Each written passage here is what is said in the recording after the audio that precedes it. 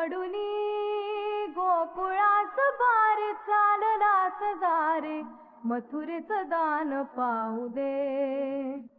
सोडूनी गोकुळास बारे चाललास दारे मथुरेचं दान पाहू दे.